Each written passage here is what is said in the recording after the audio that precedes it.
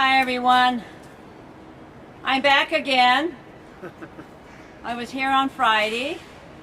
Today is what, Thursday? Yes, it's Thursday. And I appreciate all of you being here. Now, I'm back here with a couple of folks that you all know, who are really warriors with me and what's going on here. They have been involved in issues of civil liberties and civil rights and immigrant rights for a very long time. I have to say, today we were once again denied entry.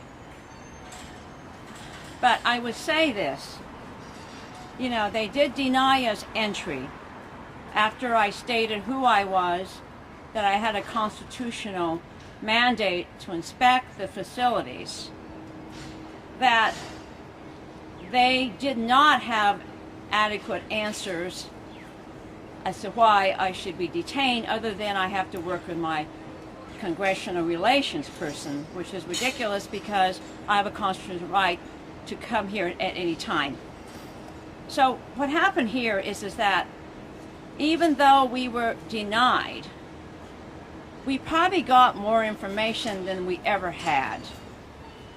And because after we went from one room to another to try to get more answers, a supervisor, we went back again and we asked questions. I asked questions about, okay, we're denied entry. Answer a few questions, right? Because how many people are being held here now? What type of facility is it, since we can't see it? How large is it? Are they denied food, or do they get food, water? And are they here overnight? Now, we found some interesting things, because we did find out, I asked, how many people are now here? They said 5. And I said, how many people were here overnight? And they said 2, and they just put them on a plane to Seattle. This is not an overnight facility at all. You're only supposed to be here at the most 12 hours. And then the interesting question is, okay, if they are overnight, how did they sleep?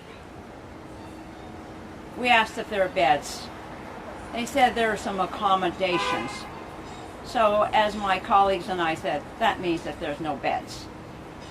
And so we here really believe that, yes, this is not a place, and they were even saying that this is not a detention facility, but in fact, they are holding people here longer than they should. And so for all of us here, we know that this cannot keep going on. And I emphasize, as I did over and over again, this facility, the John Moss Federal Building, is not a facility to hold anybody. To process people, yes, but not to hold. It is an office building. It is an office building. And also, as I stipulate over and over again, it's the Constitution that guides us. The Constitution. The Constitution mandates that as a member of Congress, I am entitled to conduct federal oversight over any facilities. So right now, it was pretty clear to all of us that they don't want us to see the facility. And they will be sort of add more to this conversation here too. Because I believe that we got more information than we ever did, even though we didn't get entrance to see the facility itself. They had to answer some questions. And they felt, I know, very uneasy about it. But we got enough answers to where we know we're on the right track. And as I said to them again, we will be back, and we'll make sure that we are even more prepared than ever before, because now we have a real system of how we're going to go about this. So anyway, I really want to bring up a couple of my compadres here who are really on the front lines also. And so I want to bring, first of all, Phil Serna, Board of Supervisors, Sacramento County, who's been a stalwart for immigrant rights and civil rights and everything that's important for all of us in Sacramento. Yeah. Phil? Yes.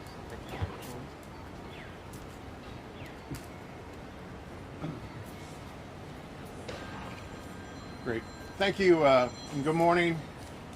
First, I would like to start by thanking Congresswoman Doris Matsui for the invitation to join her here this morning to what we had hoped rightfully inspect the facilities in back of us to ensure that our common constituents, immigrants, important parts of our community fabric, are being treated fairly, that they're receiving due process, that they have, as the Congresswoman stated, the basics of human decency, meaning food, water, the ability to be at least reasonably comfortable.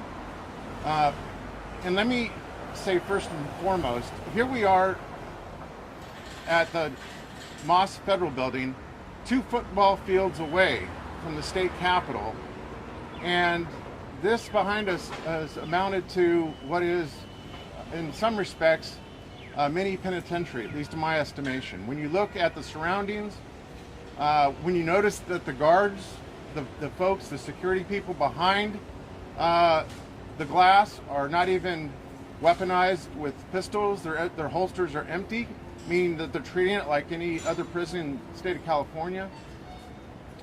And it was really sobering, quite frankly, to at least see what we saw today. And again, I want to uplift and really highlight the fact that we have a Congresswoman who continually is doing the right thing here by, again, attempting to express her constitutional right. She has a constitutional right to inspect these facilities. I have known the Matsui family for over 50 years.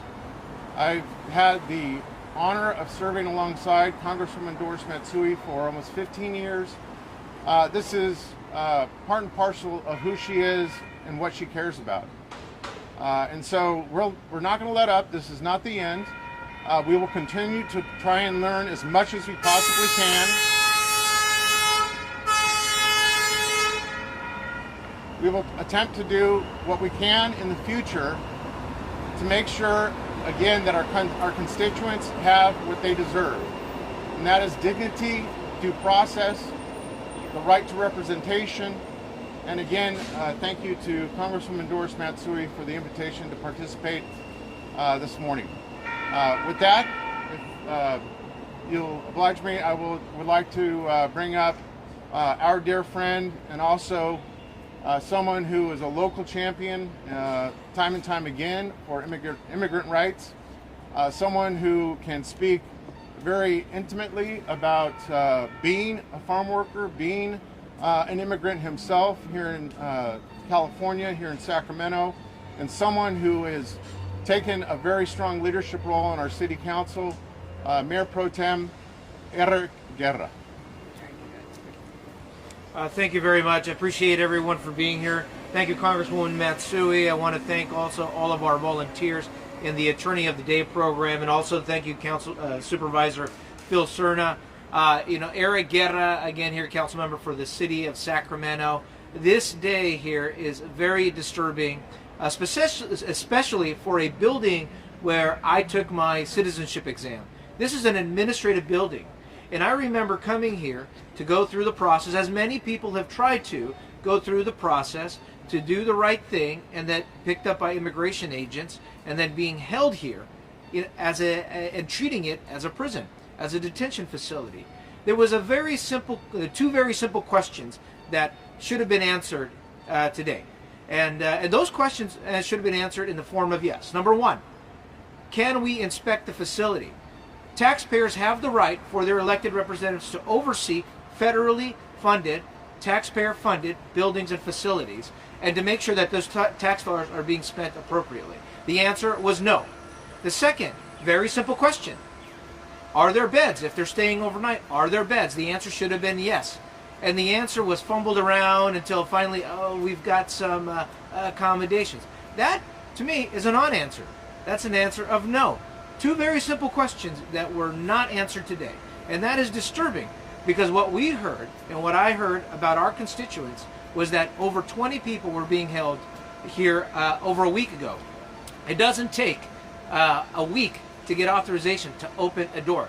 If the federal government takes over a week to get authorization to open a door, that tells me that there's something wrong in the bureaucracy of this administration for oversight.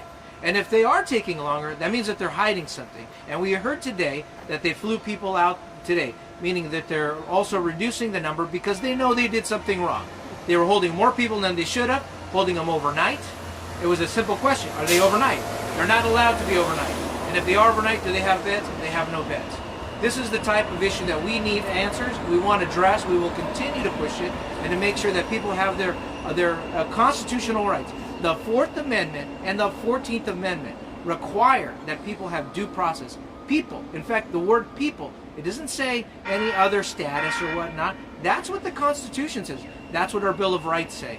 And why were all these put in place? Because we did not want in this country a king to control over people's individual freedoms and liberties, and yet this is what's happening right now. This is the wrong direction, and we need answers here, and I appreciate everyone bringing to light, again, what is happening here with our tax dollars. That is something that is taking away people's constitutional rights. Thank you, Congresswoman Matsui, again, for your leadership in moving this forward, and I do want to ask, if we can have our representatives here from the Attorney of the Day program and NorCal Resist please speak about the issues. Congressman Matsui, did you want to make any other comments here? Yes. Thank you very much, Eric. I can feel your passion, as we all feel here. We have some wonderful people we work with, NorCal Resist and also the California Immigration Project. And those lawyers and advocates are so critical for getting us the information and having oversight, which is really critical to all of us as we move forward. I'm bringing up now Nicole. Nicole here works for she's executive director of the California Immigration Project. And she has been absolutely wonderful. And I want her to kind of expand on what we were doing and what we couldn't see or say, okay?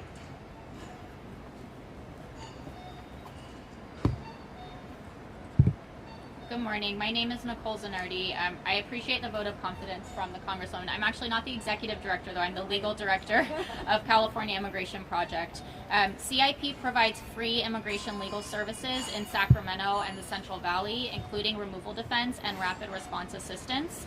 We also coordinate the FUEL Network, which stands for Sacramento Family Unity Education and Legal Network, which is a collaborative of over 80 local nonprofits, pro bono attorneys, school districts, local businesses, and other service providers funded by the city of Sacramento and dedicated to serving our city's immigrants. I'll provide just some context on a few of our programs that we're currently using to do our best to meet the needs given what we're seeing right now in terms of ICE enforcement, and then share some anecdotes that we've learned through this work. So in addition to providing full scope legal representation, that is assisting someone in a removal case from start to finish, CIP and FUEL also provide a variety of limited scope assistance. And this is really done to bridge the gap between the need that we see for representation in removal proceedings at the immigration court and the dire lack of capacity among pro bono attorneys and other immigration legal service providers, particularly here in Sacramento. So two of our limited scope service programs are the Rapid Response Program and the Attorney of the Day program, both of which take place in this building. Our Rapid Response Program is a collaborative effort of FUEL partners and volunteer attorneys. The first step in this system is an emergency hotline and verifying ICE activity. So our FUEL partner, NorCal Resist, manages the hotline, which individuals can call if they see or know of a recent ICE arrest. NorCal Resist volunteers then verify any ICE activity that they got a call about and collect important initial information. And the second step in this rapid response system is emergency legal intervention. When our team receives information about an arrest in our community, we activate our group of volunteer attorneys to send someone here to the ICE processing center at the Federal Mosque Building to provide emergency legal assistance. And this is in an effort to prevent detention or imminent deportation. The Attorney of the Day program, which is led by our AOD coordinator at the California Immigration Project, also brings together FUEL partners and volunteer attorneys. And the goal of this program is to provide limited day of assistance to individuals attending their preliminary removal proceedings here at the Sacramento Immigration Court, also in the Federal Mosque Building, and to assist these individuals who don't have an attorney, which is the vast majority of individuals going through this process. AOD volunteers provide consultations, assistance in advocating before the immigration judge, and help with filing certain forms with the court. Our attorneys of the day and court observer volunteers also play an integral role in documenting ICE enforcement that we're seeing at the court and providing emergency intervention when necessary. Both our rapid response and Attorney of the Day programs started back during the first Trump administration, and over the last several years we have worked to develop and strengthen both of these programs. With these services as well as other programs and projects in place, we thought that we were prepared for the changes that we all knew were coming in January of this year. But what we are seeing now is so much worse and frankly more horrendous than what most of us anticipated, and the need is relentless and overwhelming. Since January, we have seen an exponential increase in the number of ICE arrests in the Sacramento community. And what is notably different about these arrests happening now is first, the extreme frequency with which they are happening and the aggressive intimidation tactics used during these arrests. And second, where these arrests are occurring. Not only are we seeing more arrests in and around homes, workplaces, and during vehicle stops, but people are being arrested at their ICE check-ins, at their immigration court hearings, and inside of USCIS interviews. Particularly concerning is and in blatant contradiction of the enforcement policy stated by the current administration, is that ICE is targeting people who are actively abiding by their immigration obligations, who are not safety or security threats. For example, most of the individuals we have seen arrested at the court in recent months have attended all of their hearings, have already submitted an asylum or other application, and have no criminal history. At the Immigration Court and USCIS office, both in this building behind us, groups of up to 10 ICE agents will patrol the hall in plain clothes, without identification, and often with their faces covered. We have seen these agents be verbally and physically aggressive with individuals that they arrest, as well as volunteer observers. This surge in enforcement and infiltration into previously safe spaces and aggressive intimidation tactics by ICE has spread uncertainty, fear, and desperation among community members. It has a chilling effect on people going to their mandatory immigration court hearings, as well as applying for immigration relief, going to school and work, and seeking medical assistance. Additionally, as the speakers before me alluded to, we recently learned that ICE is holding detained individuals at the Federal Mosque Building behind me overnight, sometimes for several nights. This is an abrupt and quite shocking departure from previous practice. Up until earlier this month, the first week in August, when ICE arrested someone in Sacramento and took them to the ICE office behind me for processing, the individual was released or transferred to another facility by the end of the day. This was because we were told the Mosque Building does not have the infrastructure to hold individuals overnight, and this has been the case for years. But now we are getting reports from detained individuals who we have spoken with, as well as guards in the building, that groups of people are being held for multiple nights in the basement. The building is not set up to hold people for any length of time, and we have talked to folks who have slept on the floor and do not have access to air conditioning or adequate food. We have spoken to family members who have been bringing things like sleeping pads and clothes for folks who are held here for multiple days. And at the same time this is happening, we and our observers and volunteers have struggled in recent months with gaining access into the building, including the court and ICE office, as well as gaining access to the individuals being held there. And this inhibits our ability to gather information about ICE enforcement, the conditions inside, and prevents us from providing crucial legal immigration services and support. On that note, I would like to thank Congresswoman Matsui for her dedication to all members of our community and for championing an effort to learn what is actually happening inside this building and to hold ICE accountable for its actions, as well as for listening to the insight and concerns of our partners who are doing the work on the ground.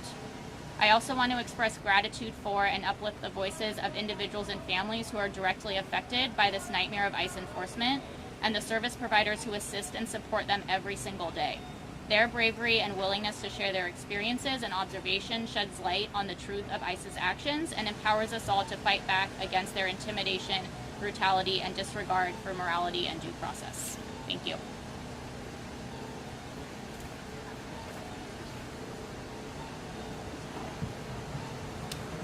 Thank you very much, Nicole, and I also want to thank, all the advocates that have been working so hard here, the activists, the community. We're Sacramento. We're a community that comes together, and when we see people being treated as they are here, and through some of the streets that we see, I say that's not Sacramento. We stand up for our community. As mentioned before, Eric and Phil and I have wonderful memories of this John Moss Federal Building. My late husband started his congressional career in this office. This is the only federal office, congressional office at that time, until the new one was built. He moved there and I moved there. But this one had wonderful memories because it's Sacramento. And then to see what's happening to it, we cannot let that happen, or what's happening today we see across the country. Fear is not a way at all to get people to come together. And I look at this and I think that's not how we operate at all. And cruelty is not a strategy that works. Not in Sacramento, not in California. And I would say that we will be watching, we're organizing, we're learning, and we will be back.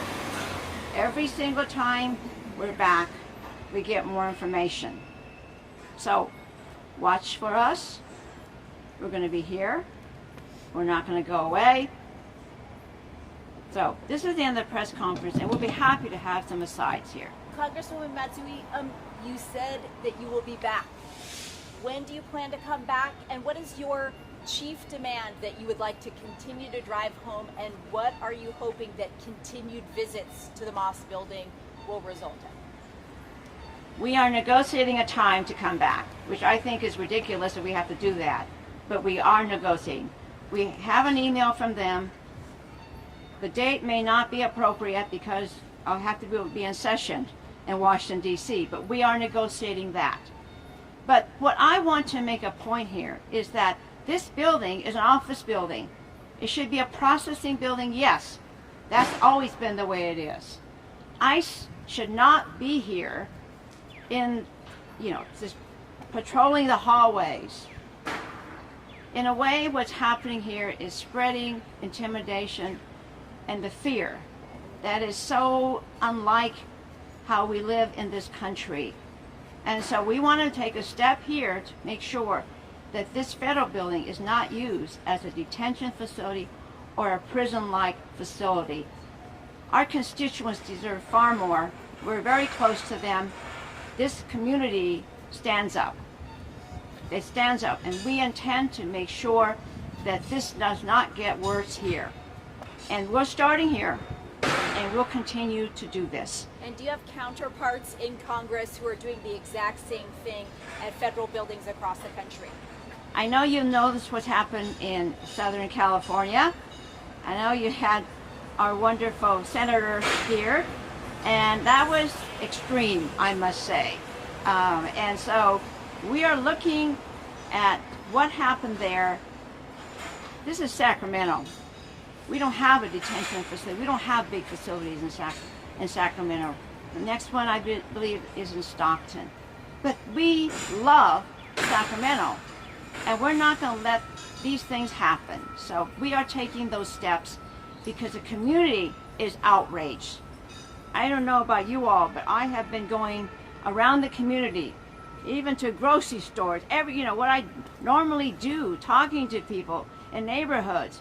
And people come up to me and say, it's an outrage what's happening. And thank you all for standing up for us in Sacramento, because our neighbors should not be treated that way. So it's Stand Up Sacramento, and we are.